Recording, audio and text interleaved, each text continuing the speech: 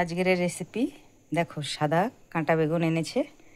এই বেগুন দিয়ে আজকের রেসিপি দেখাবো।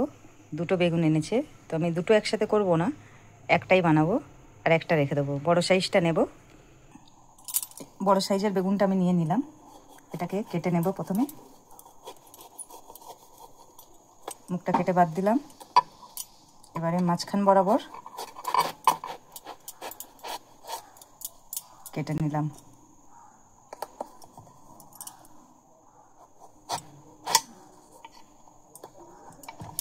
লম্বা লম্বা করে পিসটা করব। বেশি পাতলাও করব না, বেশি মোটা করব না। 4 পিস করে নিয়ে 4 পিসের মধ্যে একটাকে এরকমভাবে 2 পিস বার করে নিলাম। ঠিক সাইজটা এরকম হয়েছে দেখো। এইভাবে সব কটা কেটে নেব। বেগুনগুলো সব কেটে নিয়েছি।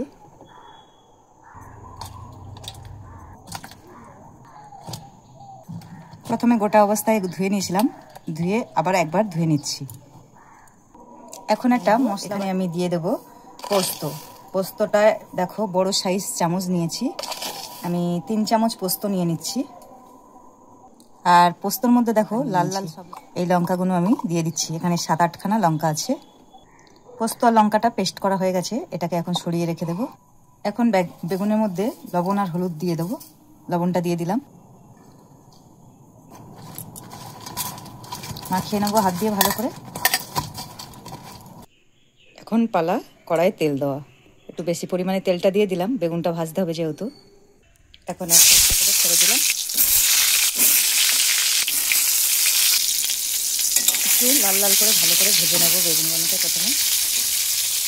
দেখো ঠিক এইরকম লাল লাল করে ভেজে এবার এটাকে নামিয়ে নেবো। আর যে কটা বাকি আছে দিয়ে দেবো। সব বেগুনগুলো ভাজা হয়ে গেছে। এই কড়া তেলের মধ্যেই দিয়ে দিলাম বেশ কিছুটা কালো জিরে, দিয়ে দিলাম 2টো কাঁচা লঙ্কা চালা করে, অল্প একটু আদা বাটা, পোস্ত কাঁচা লঙ্কা বাটাটা দিয়ে দিলাম, অল্প একটু হলুদের গুঁড়ো দিলাম, দিয়ে দিচ্ছি স্বাদ অনুযায়ী লবণ, দিয়ে কষতে থাকবো যতক্ষণ না তেলটা ছেড়ে দিচ্ছে। কষাটা দেখো হয়ে গেছে বন্ধুরা। আর যদি আমার ভিডিওগুলো ভালো লেগে থাকে অবশ্যই লাইক শেয়ার কমেন্ট করে পাশে থেকো সবাই। দেখো কষাটা ঠিক হয়ে গেছে। এবার আমি জলটা দিয়ে দেবো। একদম তেলটা ছেড়ে দিয়েছে। এবারে পরিমাণ অনুযায়ী জলটা দেওয়ার পালা।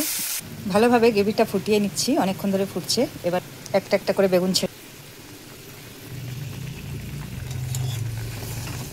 আমি বেগুন পোস্ত এইভাবে বানাই, তোমরা সবাই কেমনভাবে বানাও একটু কমেন্টে জানিও আমাকে। রেসিপিটা হয়ে গেছে, এবারে নামিয়ে নেব। রেডি হয়ে গেছে দেখো।